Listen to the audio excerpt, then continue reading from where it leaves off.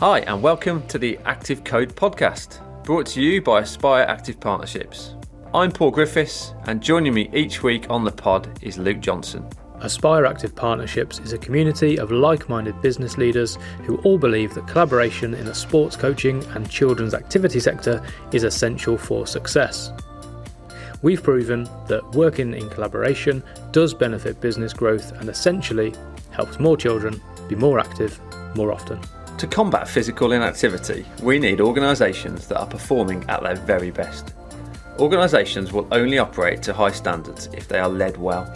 So, if we can focus on developing high quality leaders throughout an organisation, not just at the top, customers will experience higher quality services, which means heightened enjoyment levels and increased levels of physical activity. And if we do this at an early age, we know that we can build the foundations for a more active, happier and healthier life. The Active Code investigates what it really takes to be a successful leader and how organisations can combat physical inactivity. We won't be alone through this journey. We are joined by business owners and experts from our sector, as well as inspirational people from outside our industry. We'll understand the importance of physical activity to our guests, reflect on leadership experiences, and gain thought-provoking insights on how we can crack the Active Code and get more children more active more often. If you like what you hear, please leave us a rating and subscribe wherever you get your pods. Hello and welcome to episode 9 of the Active Code podcast. Our guest today helps school leaders create happy and healthy schools through high quality physical education and physical activity support. Andrew Bode's career since graduating from Leeds Beckett and Leeds Metropolitan University with QTS saw him take multiple roles in schools as a teacher, PE teacher and PE coordinator. In 2013, Andrew founded Kanga Sports, an award-winning sport and education provider. Andrew also manages to squeeze in time as a PE consultant for North Yorkshire Sport. In addition to Andrew's work in the UK, he has also had great impact in Uganda with the project Kanga in Uganda. Andrew, welcome to the pod. Hello, nice to be here. Firstly, Andrew, I need to ask you about your company name. Where did Kanga Sports come from? So Kanga, it came from my travels around Australia. I travelled around Australia in 2009 and 2010 and I came back and started my teaching career, and during my holidays I was getting sort of bored and wanting to find something to do, and so with a friend we decided to set up some holiday camps and sort of work with the local children, give them something to do during the school holidays, as they were sort of inactive, some of them, and sort of others were just unsure of what to do. So we set up these active holiday camps and we were thinking of a name, and Australia's seen as such a vibrant sporty nation. And we just thought it'd sort of be a really good tag or name to sort of associate sporty camps. So that's where it was sort of came from, and that's where it was created. Brilliant. I love it. And very, very unusual name as well. It stands out. I briefly introduce listeners to your career from university to teaching, to setting up your own business, to also working with a SSP. Can you put a bit more meat on the bones regarding your professional journey? Yeah, of course.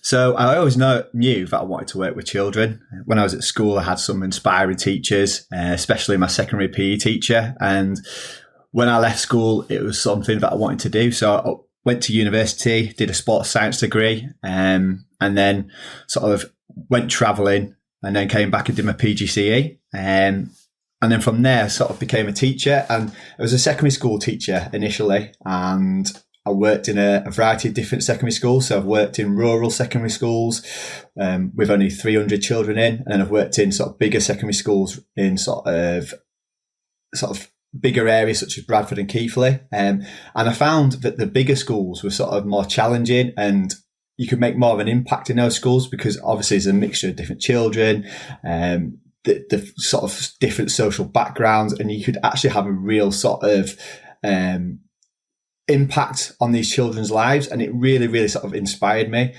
And as a teacher, you start, or you want to be in education to make a difference in children's lives. And that's what it's all about.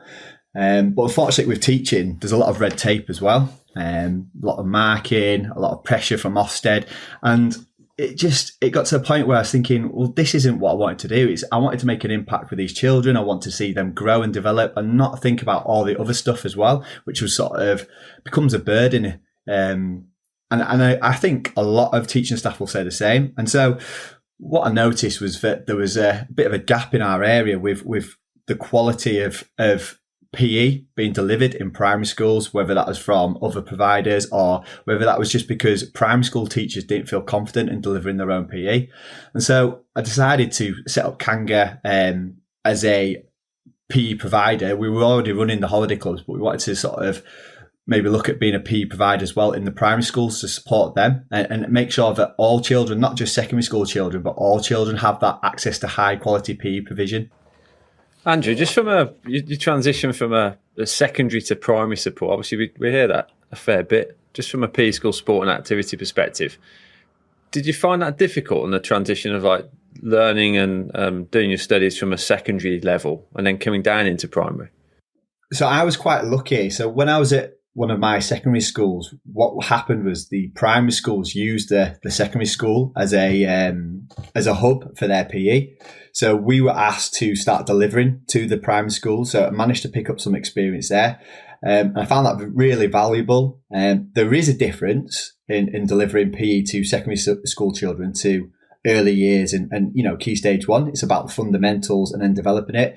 But at the end of the day, it's all about developing that child and investing in those children. And so it's all about learning and trial and error, I suppose, as well, if that makes sense. But I found the transition quite easy because, again, it's who you are as a person. I wanted to be a teacher and I wanted to have that impact on children. And for that to happen, I needed to ensure that I developed as a person myself, and I would go out and research what I would need to do if I was unsure on what to deliver with primary school. Yeah, absolutely. And the inactivity levels, as we know, when children start primary and leave primary, actually increase. We see increases in inactivity.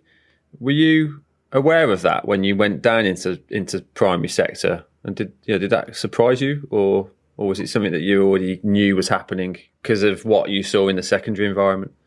So with the secondary, what we noticed, especially in year 7, there was a lot of children were entering year 7 unable to catch, unable to do just the fundamental skills that, it's all about the physical literacy at the end of the day. And they just didn't have those skills. And it was quite shocking at times because, you'd expect that PE would be something that primary school children would love to do, love to participate in, and it'd be something that as a school you'd want your children to do. But the issue that I found was that it was either that they weren't having any providers in that were providing high quality PE, or it's just that the staff just felt that they weren't confident in delivering it. And it was a real shock to see that then the knock-on effect of why that was happening. So these children weren't getting PE lessons, they weren't learning the fundamentals, they weren't engaged in physical activity. And if they're not engaged in any of them, then why are they going to find a love for it? Why are they going to want to do it? If they find teachers who don't want to do PE or turn up to PE in their work attire rather than a PE uniform, they're not going to take that seriously as children. They're like sponges, aren't the children? And they'll see that and think, well, physical activity, PE, it's not important. It's not important in primary school. Why do I need to do this? And then once they get to secondary school, that's where you really notice the difference as well, that, a lot of these children just don't have those skills and they're way behind. The children that do have physical literacy are the children who might have sporty parents who send their children to after school clubs at primary level, or, the local rugby club or the local football club, and they have those opportunities. The issue is those children who don't have those opportunities. And role models too, I guess, opportunities and the role models, like you said, the parents, the teachers, everyone's got an impact. So when you're representing Kanga and North Yorkshire Sport, Andrew, you're constantly and consistently promoting the benefits of physical activity to others. But what does physical activity mean to you? Physical activity, it's all about health and well-being. Sort of, it almost falls into sort of the Kanga values about, inspiring and supporting all children to be the very best they can be physically, mentally and socially. And I believe that myself as well. Physical activity is a key part of my day-to-day life. It's vital, I think, in not only the physical health side, but the mental side as well. Something that I've maybe suffered with, especially over the last year with COVID, but over the past few years is sort of mental health. And I find physical activity really, really helps with that.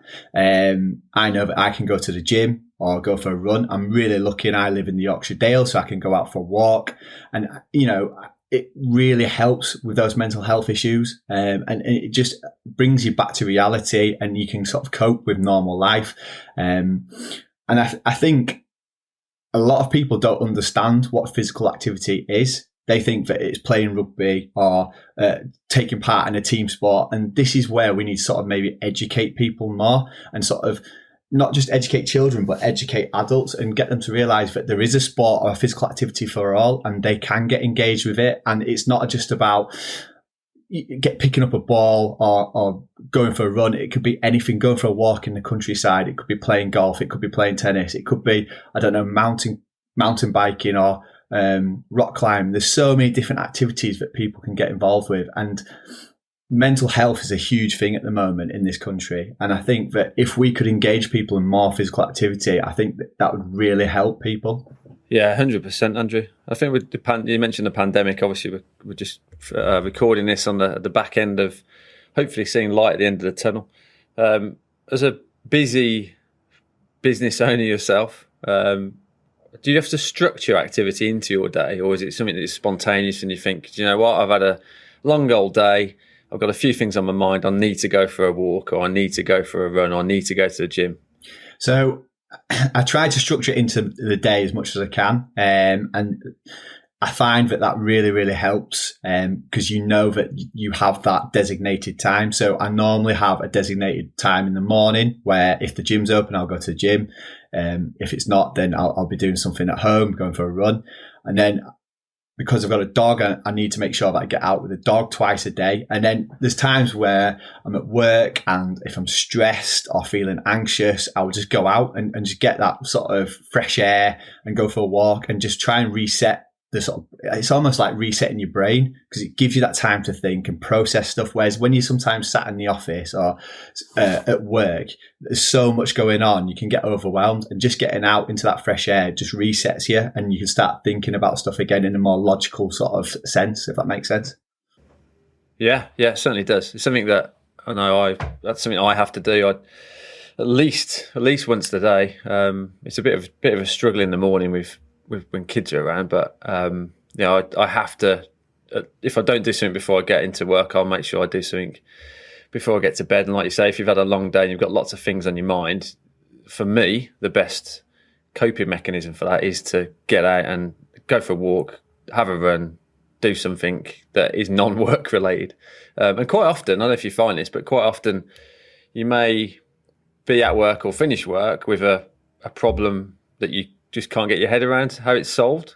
You forget about it. You go and you're physically active, and then it pops into your head. And I think sometimes, well, me personally, I can overthink things and almost catastrophize things. And then when I go outside and go for a walk or get some fresh air or do something physically active, you can actually break that down and logically think about it. And it's not as bad as initially you thought. And you can actually solve that problem whilst you're out and moving. But being physically active as well, I know I've said that, there's a sport and activity for everybody, but it also brings people together. So there's that social element as well. And we've talked about mental health, but, we're social sort of beings. That's what we're designed to be. And I think physical activity can really help in that dynamic as well and bring people together. Yeah. And even more so, like you say, over the pandemic as well, that human connection is so important. You mentioned a few times there about getting people into sport or physical activity. So if we were to take away the sport element for those people that may have got disengaged at school, or those children who don't have the skills to participate or the confidence to participate competitively in a sport, or even play a sport non-competitively, what's your view on promoting physical activity to those who don't engage with sport? How can we do that better? I feel it's all about educating people, not just children, about physical activity. That is really important, and we need to start early with children, but also adults, parents. And I feel that if we can get them together as families and get them active together as a family, then we can, it's killing two birds with one stone, basically, isn't it? Because you've got your children there who are becoming active, and then you're also engaging with those adults. And I think there is a lot of issues with the perception of physical activity in sport.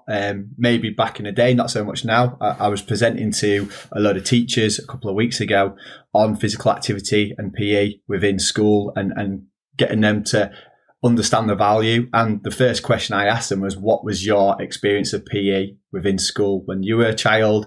And it was all really negative. Maybe one or two had a positive view of it. And, you know, if that's our teachers and that's a small percentage of the population, what's the rest of the population like? Those people who did have a good experience of PE and physical activity at school most likely have continued to take part in that after they've left school. It's those who had that poor experience and didn't enjoy physical activity at school. And I don't know if you can remember, but I remember when I was at school, there were times where if you were engaged with PE and physical activity, then the PE teacher might not have really sort of wanted to deliver a lesson to you because they just weren't interested. And I think that needs to change, and it is changing now, both in primary and secondary, and the value of physical activity in PE is increasing, but it's also getting to those people who have still got that negative perception from school. And I think most of them have got families, so let's bring families together and do it as a unit. Yeah, and I think from an education perspective, you talked about the teachers you were talking to and, you know, the negative experiences they had. If you take that as a snapshot across the whole teaching population in the country, in primary schools, there's a big barrier to overcome there, because, you know, we're trying to, I mean, rightly or wrongly, every world problem always seems to end up going back down to schools being the kind of the solution to it all, and teachers, and it, you know, it's far too much gets put on teachers, in my opinion. But from a perspective of getting more children more active, we've got to surely make sure that the teachers that are going into primary education, or those that are already in primary education, who have had a bad experience, there's a lot of work that he's doing there to make sure that they're confident, not only of themselves doing physical activity, but confident in teaching it. Because if we can't get that right, it's an uphill battle that it's been going on for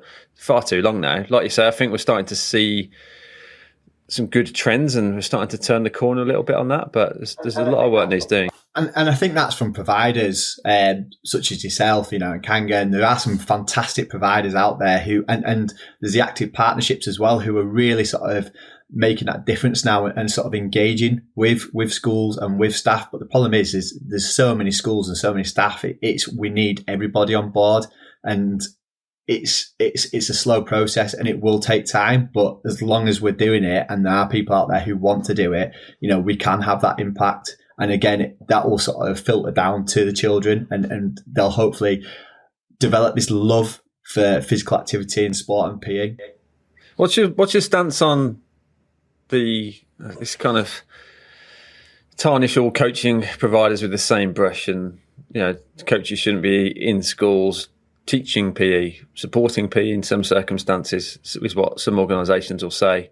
Obviously, coming from a teaching background yourself and having qualified teachers within your organisation, as do we, does it get you back up? It's quite an interesting question. And initially, when I first started delivering in primary schools, I was very adamant that it had to be qualified teachers teaching PE. But as I've developed and as I progress, what I've noticed is that there isn't that confidence in primary school teachers, and there are some amazing sports coaches we hire, or we have a lot of amazing sports coaches working for us who might not have wanted to go to university, might have struggled at university, but are still fantastic at what they deliver. And so it really frustrates me that, you know, people are saying, right, it needs to be a qualified teacher to deliver this lesson. Well, why would you have someone who doesn't have the experience, knowledge, and confidence delivering something, whereas you'd have a sports coach who has that experience, has that passion and ambition, and wants to make a difference to those children. It just doesn't make sense to me why you wouldn't have that person in. Yeah, and a slightly biased opinion here, but hopefully Luke will back me up, that I will guarantee that there are a vast majority, I should say, of coaches that work at Aspire and have worked at Aspire who will hands down deliver a top quality PE lesson ahead of any qualified, experienced primary teachers. Yeah, hands down. It goes back to the situation that coach might come from. They like I said before, if they might not have wanted to go to university, or they might not have been able to afford to go to university. You don't know the factors that have influenced that, but they can be just as good, if not better, at delivering PE than any qualified PE teacher, secondary PE teacher, because they've got that experience of being in schools and working with us. And I know that all our staff that we employ, coaches, they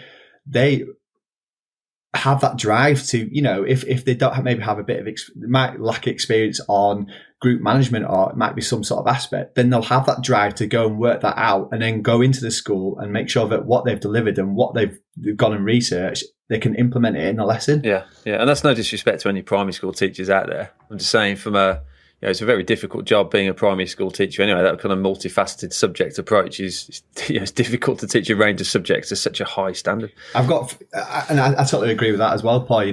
Primary school teachers, they're overwhelmed, they're overworked, they have to teach a number of different subjects, and unfortunately sometimes PE is the last thing on their mind because they've got so much else to do. So why would we not send somebody in, or have someone who can support the school, who is all about PE, who is someone who wants to make a difference and have an impact on those children? Why would we not send them in and support the school in that aspect? I think it's very, very interesting that if it was a music teacher coming in from an external company, or someone came in to do forest school, or even modern foreign languages, no one would batter an eyelid because they would see them as the experts and probably in a better position to deliver those type of lessons. But because it's PE, for some reason sports coaches are seen differently, really. But just on that change and what needs to happen, we're going to transition on to leadership now. So, Andrew, who's the most inspirational leader you've worked with? So, it might sound a bit cliche, but I find that it's my family more than anything. So I come from a background where we've got a hard working family. So my granddad was from Birmingham. Yes. He was an Aston Villa fan. Was he? Yeah. I can't believe I've only just found this out. And on the podcast as well. That's knocked me back. Wow.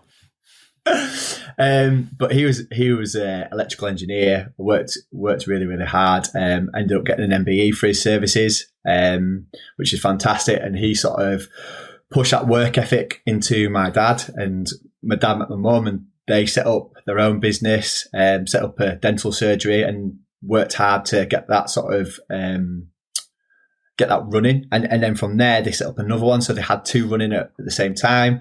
And so as a child, you pick up on those vibes, and you see what they're doing and the passion that they have, and the work ethic they put into sort of pushing their own career aspirations. And from there, that sort of inspired me to eventually set up my own business. I say my own business. It is my business, but I like to call it our business, because at Kanga we're a team, and I prefer to say it's our business, if that makes sense. So going back to the parents, they inspire me. They've been strong leaders, and they've worked really hard, and using that work ethic, it's helped me sort of develop Kanga. Yeah, it's brilliant leaders and inspirational people around you when you're growing up. Then that's great. Just being an avid Leeds fan, Andrew, what do you think of Marcelo Bielsa's leadership style? What do I think? So Marcelo Bielsa, an absolute Leeds United legend. What can you say except that he's taken an average championship team and got them promoted within 2 seasons to the Premier League. He's brought structure to the club. He's brought hard work, or that work ethic, if that makes sense, to the club. And he's brought the players together. You know, they were playing as individuals before Marcelo came in, and now they play as one team. Some of them are quite young. He uses a young squad, but he uses the older team players as almost role models. Marcelo is a very modest man, and he instills that into the team as well. So as a team, I mean, who would not want to support Leeds United? Good question. We won't answer that now, though, Andrew. I'll tell you what I'm keen to know, Andrew, is that when you do your quality assurance on your team members at Kanga, do you take a cool box with you to sit on the side to watch? Is it a bucket? Sorry, Yeah. It's a bucket. Yeah, no, it's a bucket. He's a strange man, isn't he? But you can't fault a man like that. He's very aspirational. He knows what he wants to do, but he's all about the club, and he's all about the team as one rather than individual players. And I don't want to sound like, oh, that's what we do, but that is what Kanga is all about. You know, we are a unit, we are a team. There's no individuals in Kanga, and I believe that's the best way to run a company. I think everyone should have a say in how it is run. I feel that everybody needs to feel like they're part of something and that where it's going, and they're part of that journey as well. You don't want people just to come in and just are there for themselves. They have to make that impact. And sometimes you might see someone's CV and it might be amazing, but when you interview them, you realise that actually they're not right for our team, because they are more about themselves and they're more about bigging themselves up rather than being that team player. And we want those people who might not have the best CV, but are willing to learn, willing to develop, and willing to grow as a Kanga team. Yeah, it's definitely power in the collective. I think, Luke, it comes back down to the legacy book again. I think it's probably the fourth time we've mentioned that book. And what was your favourite takeaway from the legacy book with regards to people? I think, well, mine was integrity, I think. Oh, I was referring to the no dickheads. Oh, yeah. I think it's absolutely, for those people that have read it, I think it's just read the book. If you've not read Legacy, read Legacy. It's great.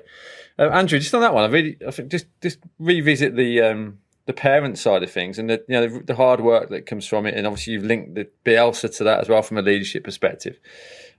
Completely agree. You can't get anywhere in life or in business without sheer hard work and determination. So, and that clearly shines through.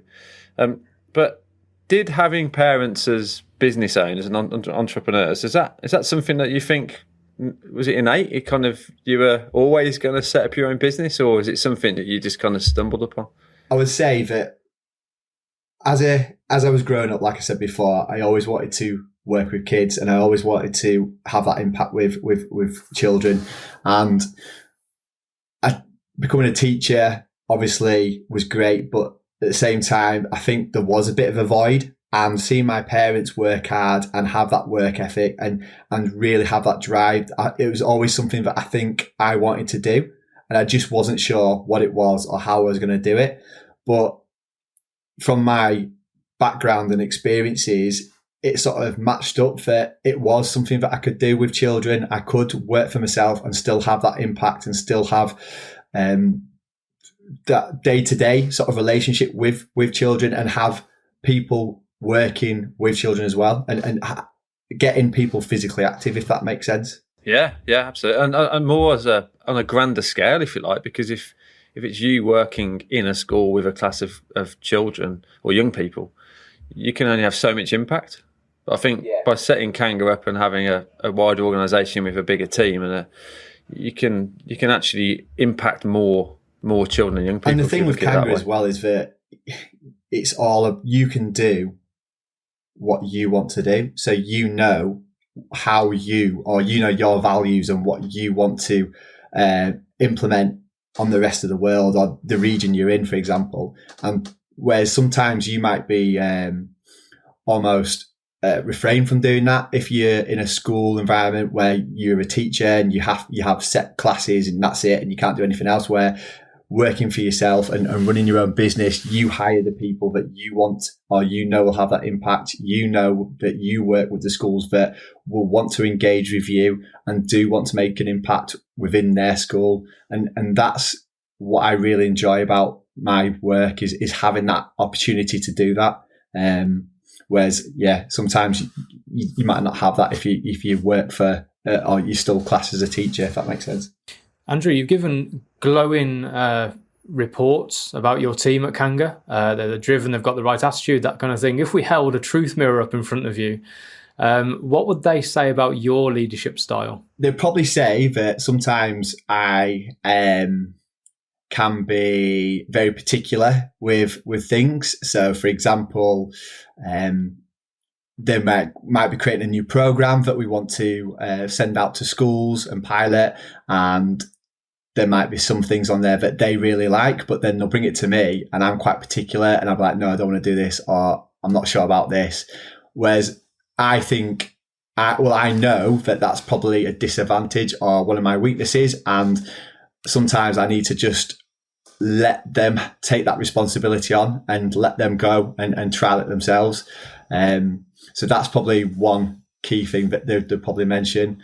Giving my team more responsibility and ownership sometimes, and I'm sure most business owners will be able to relate to this, but when you start your business, you do everything, from the marketing to the delivering to speaking to parents. And as you grow, you start to obviously bring in new team members and you start to delegate. But what I find hard is, as we've grown, is delegating those responsibilities probably. It can be almost, I want to say, scary to sort of delegate some parts of the responsibility to those staff, because it might be that, for example, staff could be account managers now, and it used to be me who used to speak to the schools constantly, and those schools would build that relationship up with myself, and it's having that that confidence to allow your team members to then go off and take that responsibility on themselves. Thanks, Andrew. In terms of leadership challenges, what's been your biggest challenge to date since forming Kanga? I think that sort of relates to what we've been discussing before, and it's giving that responsibility to my staff and trusting them to do a good job. Our staff are fantastic and we really value what our staff do, but when you've built a company up from scratch and you built this thing that the school community value and the parents in the local area value, it's quite hard to then sort of delegate some of that responsibility to those staff and trust them to do the job that you might have done. The thing is, I know deep down that some of those staff can take on that responsibility and probably do a much better job than I can do.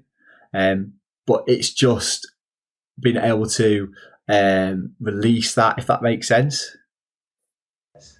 Yeah, it does. Yeah, I've certainly been there. I know other leaders, business owners have been there. It's just that kind of transitional process of letting go.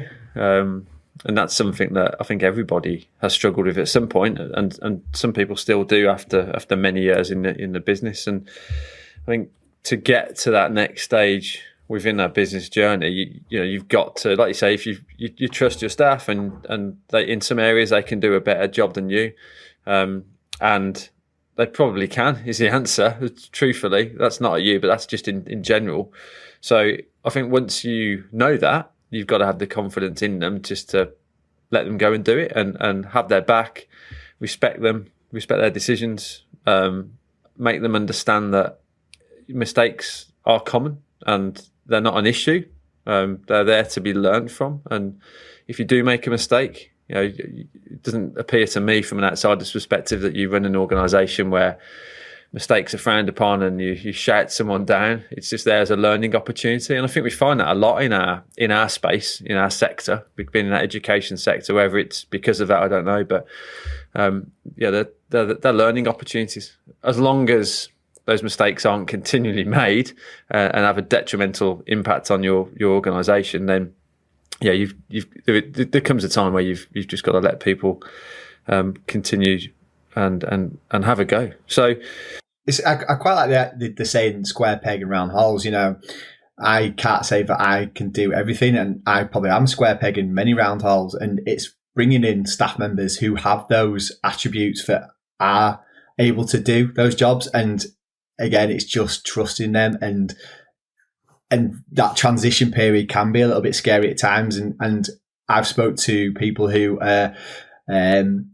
further down the line in the journey, and you know, you speak to them, and I find that their mentoring really helps and supports you when you've got these issues, because you can understand and relate to them and find out how, you know, through their experiences how they did it. And then I've spoke to people who starting their journey or just a little bit on from their journey, and they're asking me the questions that I was asking then, and it's quite interesting, and it's like a full circle, and it's really good that there are people in our industry and outside the sector that are willing to sort of share those examples and those experiences to support others. As a leader, there's nothing to be embarrassed about as well. If you actually hold your hands up and say, look, do you know what?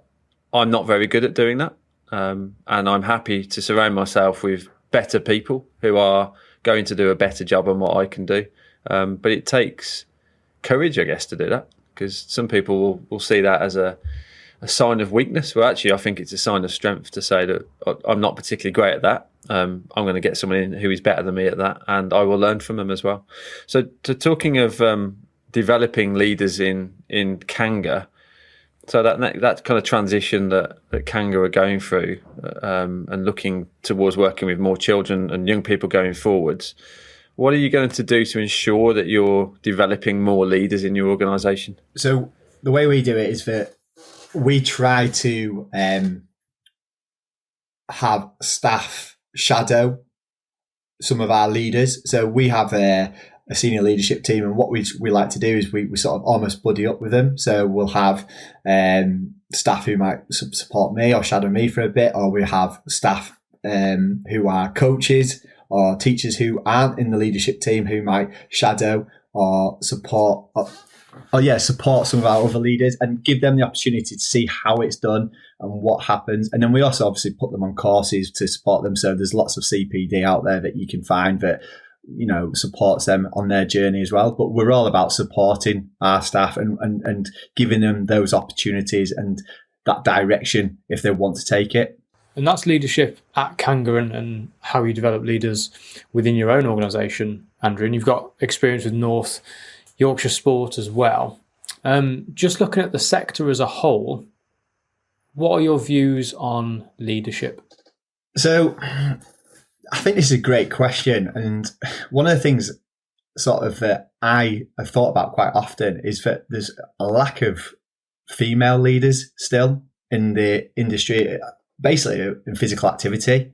There's lots of role models, sort of professional athletes, but just in the industry itself. So one example is we were in a school in North Yorkshire. I was actually consultant for North Yorkshire Sport at the time, and I went in and I was speaking to the headmistress at the time.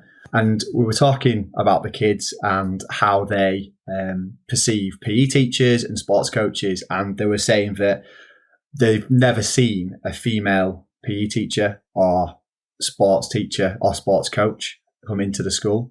And they just associate female staff as dance teachers. So the first thing we did was bring in a sports coach who was a female and sort of change that perception that there are female leaders out there, there are female role models out there. And I think it's really important. And one of the key things that is prevalent at the minute is the drop off of girls in physical activity. And I think that it's really important that we get those female leaders out there so they can become role models and they can inspire people to get into the industry and want to become sports coaches, PE teachers, and inspire the next generation of athletes, sports athletes, or just active children, whatever it may be. But we just need them there, and we're always keen to find new women who would like to sort of develop with Kanga and go through the sort of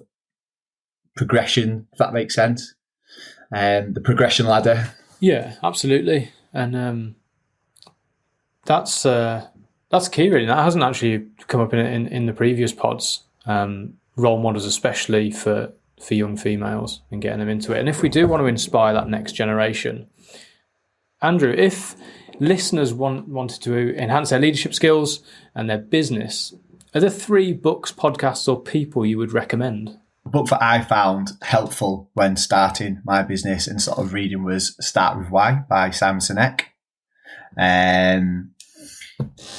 Because it really helps you sort of create the values and what you want to achieve with your business. And it also allows you to bring in your staff and buy into the idea of what you're doing, rather than just creating a business to create profit and everything else. We want to create a business that has an impact on children and prevents inactivity or allows children to find a passion for sport and physical activity and have the opportunity to take part in high quality physical education. And that's why we want to be doing what we're doing. And I think that there's lots of providers out there that also believe in that sort of legacy. Another book is The Oversubscribed by Daniel Priestley. Big fan of Daniel Priestley. Like to listen to some of his online webinars. I've read quite a few of his books. And then podcasts, there's a couple that I listen to actually. There's High Performance podcast by Jake Humphries, which is really sort of aspirational. They have people from all different sectors who are high achievers and sort of discuss how they got there. And then there's a Diary of a CEO by Stephen Bartlett. Is it Bartlett? Yeah. Two common podcasts there, Luke. I can tell you another. Yeah, actually. I mean, they're great content. It's not really go ahead. No, it's more just. It's not a Leeds United one, is it? You're not going to. No. That's okay. What's it called? Blind Boy. Have you ever heard of Blind Boy? No. But I don't know if you guys would probably find it a bit strange, if anything. It's basically an Irish guy who wears a bag over his head, a plastic bag over his head. He brought out some sort of. Do you remember Goldie Looking Chain? And they had like that sort of joke, sort of rap, whatever you want to call it, humour rap. And so they used to do the same in Ireland. But he talks a lot about mental health, but he also has podcasts on history and various other things. And it's just quite refreshing and something different to listen to. Because again, like I said before, I suffer sometimes with mental health issues, and just listening to that, it sort of breaks down why something might be occurring and how you can sort of solve that problem with that issue. I'm going to search for that. I haven't heard of that before, so I'm going to give that a listen. That sounds great. You'll probably think, what is he listening to? Not at all. Really interesting. I'm a big fan of Sinek as well and his work, and it definitely helps shape our vision, mission, values. And I think I spoke to a lot of people about that, and I think it helps them as well. And it's something that people follow. And I think you mentioned that you've got to focus on the customers, and you've got to get buy-in from your team. And I think if you do start with why, as he says, then people really get that they don't buy what you do, I think is what he says. They buy why you do it. And I think that's a really important point for us to remember on this one, because that's something that's often missed in our sector. I totally agree. As a sector, why are we here? Why did we get into the sector? And it is to have an impact on physical activity, to increase it and ensure that children are happy and engaged socially, mentally and physically. And I think that sometimes that gets forgotten in our sector, and there can be a bit of negativity in our sector sometimes. And I think people need to come back to the whole reason why we are initially here, and is for the students, is to increase physical activity. Yeah, definitely. And that the whole collaboration piece, what we talk about all the time, and making sure that you're working and collaborating with the right people who believe what you believe.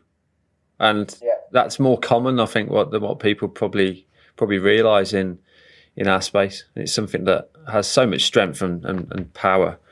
It can have a huge impact on the customer, the end user, i.e. the children and the young people and the parents, which is what it's all about. And why would you want to not collaborate with people who are there with the same values and want to have the same mission and goals and have that impact on children. That's what we're all here for, and we need to remember that. Collaborating with other organisations has been amazing for us. We found it a massive benefit.